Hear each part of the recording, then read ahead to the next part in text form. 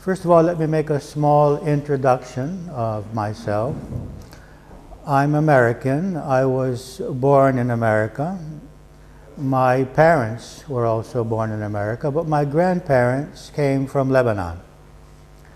I lived in America until the age of 12, at which point my father was asked to go to the American University in Beirut and teach there, where eventually he became the Dean of Students at the American University of Beirut. My family was there for 18 years. Until at which point in 1976, the war made it impossible to continue there. I had created a center there in the mountains above Beirut for this kind of inner work, but the war threw me out of Lebanon. And on my way back to America, I went through Greece and ended up staying for 35 years. My education is in chemical engineering, and I worked for 2.5 years as a chemical engineer for Royal Chemical. It was a good job. I had good money, I had respect. I had everything that society had said that I needed to have to be happy. But I wasn't happy. I didn't feel that my life had any meaning. I had become what you might call an existentialist. I believed that only in matter. I had lost my faith in the existence of the divine or of the soul. These were not concepts in my mind at that time. And I thought, well, if this is life, if I have fulfilled the American dream of having money and having a position and being respected, it's not very interesting for me. If there's nothing else in life, if there's no other purpose to life, then I might as well end my life now. But then one night I was lying in my bed, and this thought came to my mind, and the thought was, your life belongs to you. My life belongs to me. It doesn't belong to my diploma. I don't have to be a chemical engineer if I don't want to be. It doesn't belong to my parents. My purpose is to love my parents and respect them, but I need to live my life according to my own values, perceptions, and inner guidance. So the next day I handed in my resignation, and I decided to give myself 1 year to find a reason to live. And I began to investigate whatever was available. Religions, philosophy, psychology, arts, creativity. Oh, it was the 60s in America, and everything was open, everything was free for investigation. And gradually I began to find a reason to live. The first reason that I found was the concept, let me take this out, was the concept of self-improvement. The idea that I could improve who I am, that I could be a more loving person, a kinder person, a more intelligent person, a more peaceful person, that who I am is something that can change. And that became an interesting challenge, the challenge of evolution, the concept of evolution, that we are all in the process of evolution. The second purpose that I found was creativity, that when I was creating anything, it could be creating music, or writing, or cooking food, I felt joy. I felt joy whenever I was synthesizing, making new combinations of words, of notes, of food, whatever it may be. And I enjoyed that. Then I discovered service, the idea of being useful to other people. And that made me happy. So I found 3 things which made me happy: evolution, creativity, and service. And then the fourth was the challenge of relationships. The challenge of being able to harmonize with another person. Oh, I forgot to put this.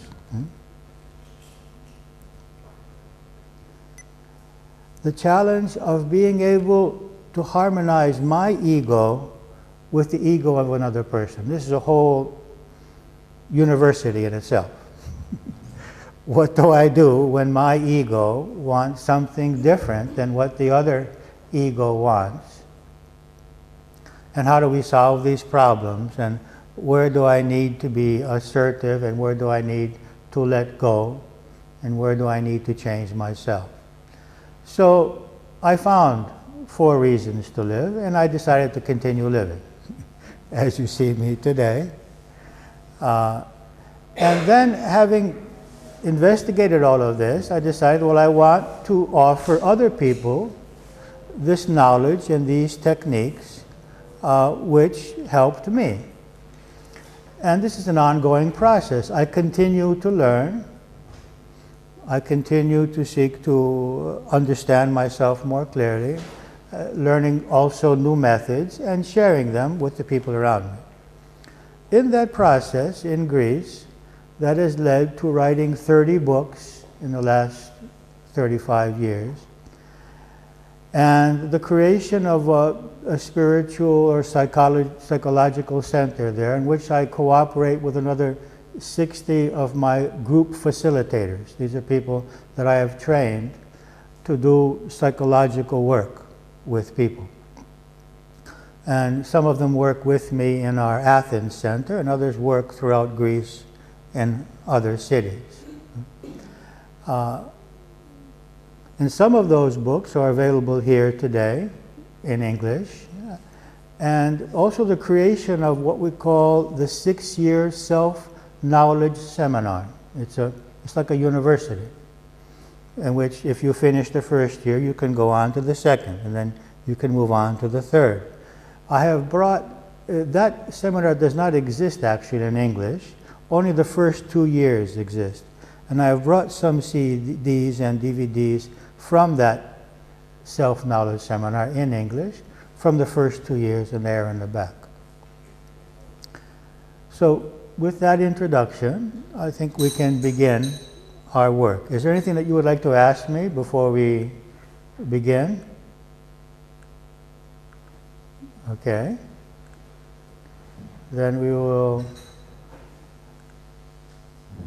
What I'm going to do at first is, okay, so what we're going to be working on today is the psychology of happiness and energy psychology. And these are the 2 books that you can find in the back, which are most relative to what we're going to be doing today. There are other books also, but these are the 2 main books. The Psychology of Happiness and Free to be Happy with Energy Psychology. But I'm going to start out with quantum physics. Why? Because we need to change our perception of reality. Quantum physics is telling us today, not telling us today, telling us from the 1900s, the 1902, 1903, that reality is not what we have been thinking. That this physical reality is not actually physical at all. And it's been telling us this for 100 years, and it's telling us the same things that many religions and spiritual philosophies have been telling us all these years. Now, these are 2 quotes by 2 physicists. Richard Feynman. I think I can say with certainty that no one really understands quantum physics. You will be surprised, and this you already know, about what I'm going to tell you at this moment.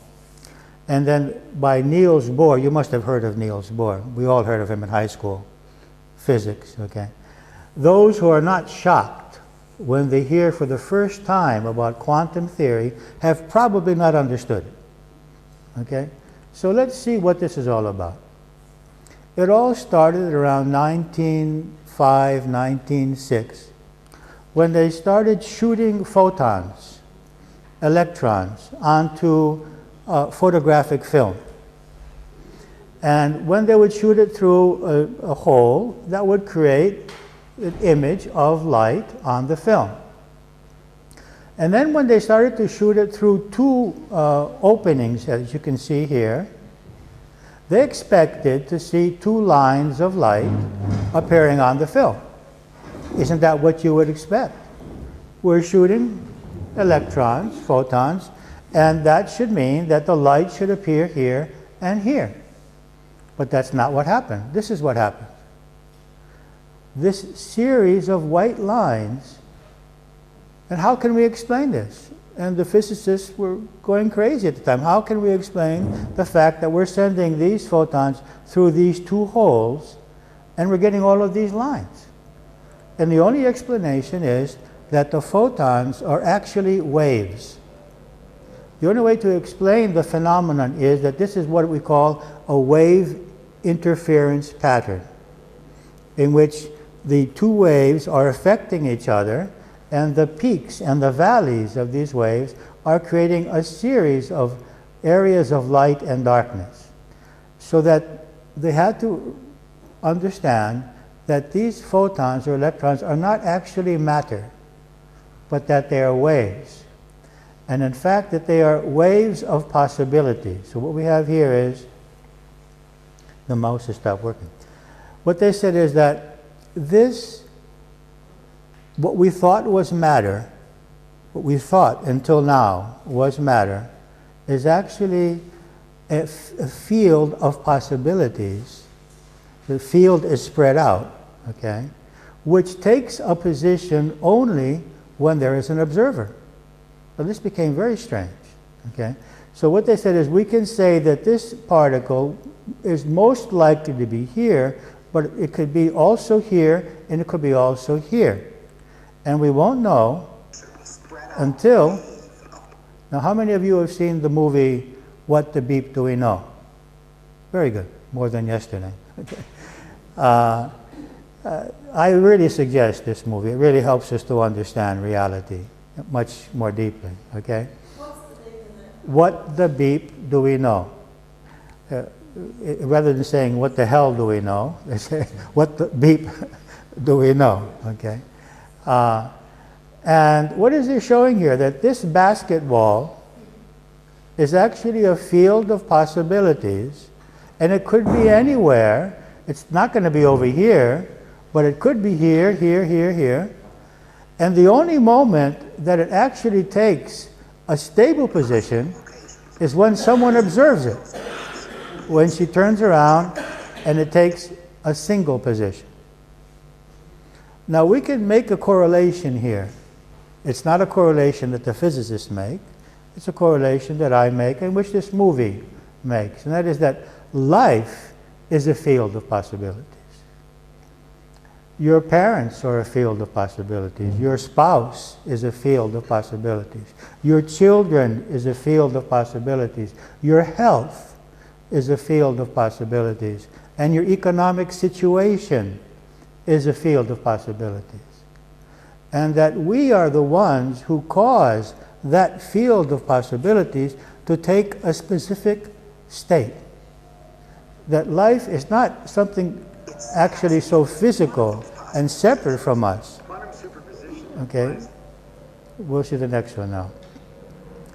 Now, the next thing that the scientists discovered is that matter is actually empty. That the atoms are actually empty.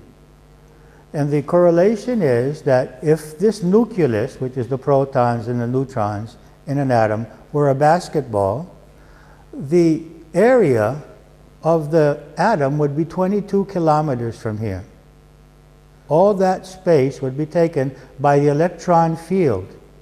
So we have one basketball, we have 22 kilometers of space, another 22 kilometers of space, and another basketball. And that is matter. That's the matter that you're sitting on at this moment. That's the matter of these walls. It's 99% empty. It's just space. Now, I have a close cooperation with a physicist at the University of Athens who has explained to me that it's our senses which take this space and take this energy field and cause it to take the form that we are observing now. So that we are actually, in a sense, creating this matter with our minds by being focused on this level. Now, why is this important to me? We need to understand that reality is not as solid as we thought. That behaviors of others are not as solid as we thought. They're not as fixed. That our health is not as fixed as we thought. Because when we're talking about a field of energy, we can understand that our thoughts, which are energy, and information, can cause that field of energy to take form. So our thoughts are energy with information. And life is energy. And our thoughts are information which is causing life to take the form which is the information that we're giving it. Okay? Within all the atoms and molecules, all space within the particle state of an insignificant amount of the volume of the atom molecule to fundamental particles. The rest of it is vacuum. What seems to happen is that particles appear and disappear. Now there's another issue. Not only is the atom space and very little matter, but it's appearing and disappearing. It's not even steadily there. So we have a void full of energy in which particles are appearing and disappearing, and those particles are mostly space. And let's see what he says about that. Time. So where do they go when they're not here?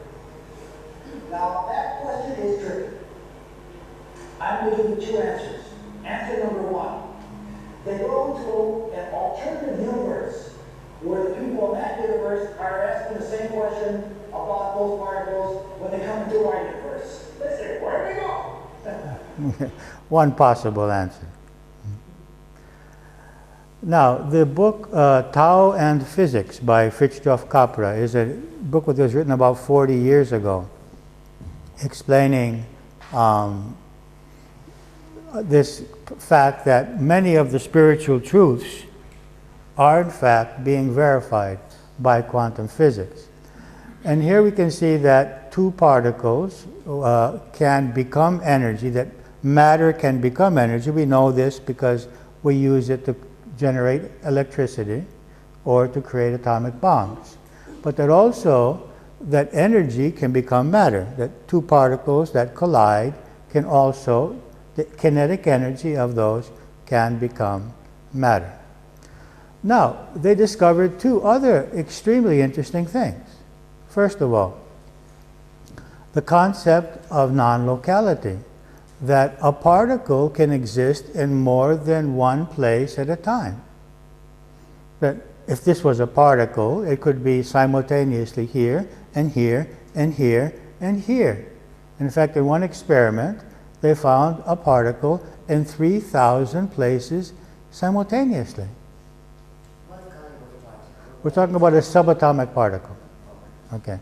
And they found it in 3,000 places simultaneously, so that this begins to undermine our sense of space and the idea that something can exist only in one place at one time. And then they discovered the concept of entanglement, which means that if two particles had come together at some point, a relationship is created between them. And they can be very far away after that. And if we affect the one particle, the other particle experiences that effect simultaneously without the passing of time. I mean, there's no way to explain it by some kind of transference of information. So again, we are forced to let go of the concept of space and of time. And this is why the scientists come to the conclusion that time and space as we know it are actually created by the mind and are not actually realities.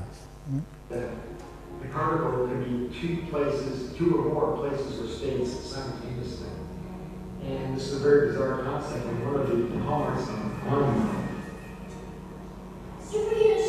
Okay, so these are all small clips from What the Beep Do We Know?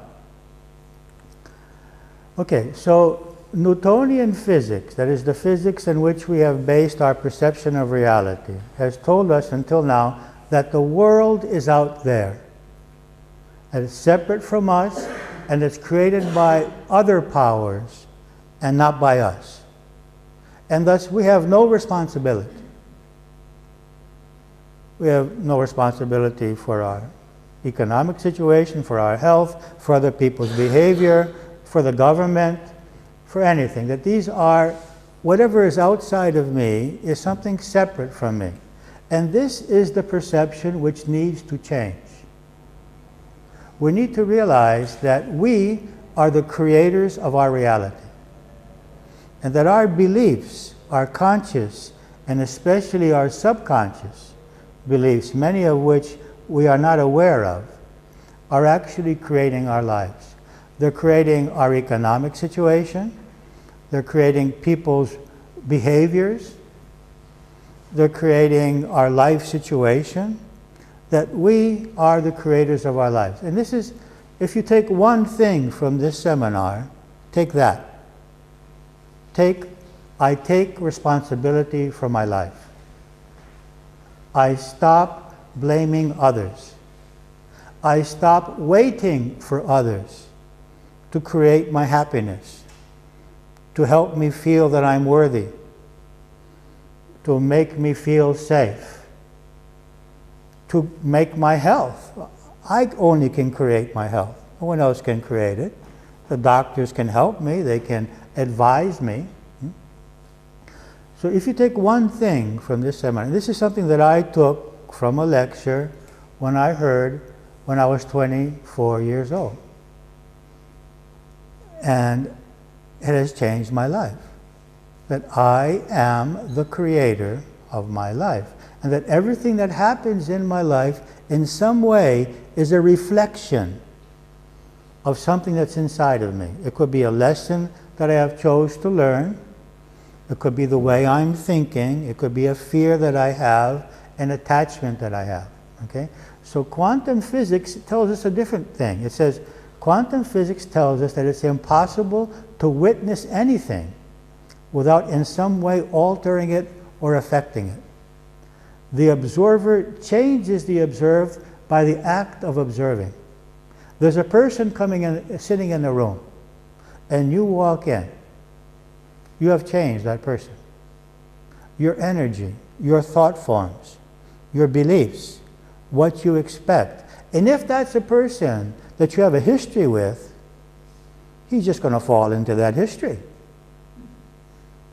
If you walk into the room expecting this person to be critical, expecting this person to be negative, expecting this person not to be compliant with you, he will do you the favor by satisfying your belief system. So we cannot have any contact with anyone without actually affecting the way that they are going to react. And this has to do with everything. It has to do with people, with money, with health, with everything in our lives. Yeah? So some choose to correlate this to the field of neutral energy or consciousness. That our belief system forms into a reality that very much reflects our beliefs, emotions, actions, and reactions. That life and people are fields of possibilities that very much are affected by the observer. So the concept of consciousness is a very important concept. Consciousness is like the light which is appearing on this screen now. This light is white. But every time I change the slide, it takes another form. Now what is the reality here? The form is a temporary manifestation of the light. The light is the reality. Okay? So in our sense, our consciousness, pure consciousness, is the reality. The thoughts are temporary formations of consciousness. So we are not actually our thoughts. We are the consciousness behind the thoughts, which exists without thought. So consciousness exists without thought, but thought cannot exist without consciousness. This light exists without images, but the images cannot exist without the light. So our highest nature is consciousness. This is the purpose of meditation, the purpose of many forms of prayer, the purpose of many forms of dancing, Sufi dancing, whirling. All of these things exist so as to stop the mind and to experience a state of consciousness which is beyond the mind. Okay? And from this state, we can use our creative power. Because when we are creating through the mind, what are we doing? We're creating through the limited perceptions of the mind. Our creativity is much limited. And this is why any kind of artist or creator or businessman or scientist has everything to gain by learning to stop his or her mind, even seconds, fractions of seconds. But if you can do it like minutes each day, this has a great benefit. Now, what is the first of all, before we move on to the psychology of evolution, is there something that you would like to ask or add to the concept of quantum physics, the field of possibilities, and the field of consciousness? Anything that you would like to ask or say? We're okay? Yes? I couldn't understand this second mental thing, but I don't know how. The second mental thing. Yeah, you showed two physicians. Yeah. You mean in the Newtonian physics and the quantum physics? On quantum physics, there was a guy talking, the second person talking. Okay. No, not before that. In all the atoms, This one? all the space within it, the particles take up an insignificant amount of the volume of the atom, the fundamental particles. The rest of it is vacuum. What seems to happen is Okay. that particles appear and disappear all the time. So where do they go when they're not here? Now, that question is tricky. I'm going to give you two answers. Answer number one. They go to an alternative universe where the people in that universe... Okay, alternative universe. This is a problem. This is the many worlds theory. It's a theory which all physicists do not, some physicists believe, other physicists do not believe. And it's saying that besides our reality, there are other similar realities. And that what does not manifest in our reality, for example, if you had chosen to come to this seminar, okay, now in another reality you didn't come, okay, and if you didn't come, in another reality you came. This is this is not my theory, okay? Yeah. Okay, this is the theory of the many worlds theories, that there are infinite possibilities. And when we make one choice that we manifest in this reality, the other choices that we didn't manifest here are manifested in other realities. This is what he's saying. Okay, nice, yes. Do our brains store this reality? The other realities. I would not say that our brains store them, but other higher parts of ourselves might store these realities and use them, yes. Yes. You said we create our realities. Yes. Say two people, I have a different reality or expectation, and you didn't. Who's going to get what they want is another issue. But you are creating your reality, and the other person is creating his reality. And I will explain that as we move on. Okay. I become a stimulus for your reality. You become a stimulus for my reality. They can crash. There can be love. There can be hate.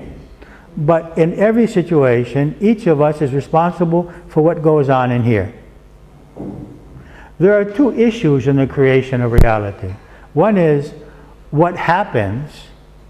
Why does whatever happens in my life? Okay, why do people act like this to me? Why do I have this specific spouse? Why are my children like this, or my parents, or my health? This is the external reality. But the external reality is not our reality. Our reality is how we interpret that. What I create in my mind when you react in the way that you do. I create. No, you cannot create in my mind the feeling of rejection. You can reject me, you can shout at me, you can criticize me, but you cannot create rejection in my mind. Only I can do that. You understand the difference? So you are the stimulus, but I am the creator of what happens in my mind. So I can reject myself or feel rejected. I can understand that you're having problems and that's why you're being rejecting towards me. Or I can understand that maybe you're right. And maybe I have to improve something. Okay? So ultimately, I am the creator of what I feel, of how I feel. Okay? This is basic. Ahmad. In a historical perspective, is there any time period that consciousness rules the equal world? Or what made them change to the... Is there any period of time when consciousness rule the people or the world? I think not. Or Okay. it's just an evolution that we have? It's an evolutionary process in which I think we have never actually, in the physical realm, had that spiritual awareness, and that we're in a process of developing that spiritual awareness. Okay, so we move on now to the psychology of evolution.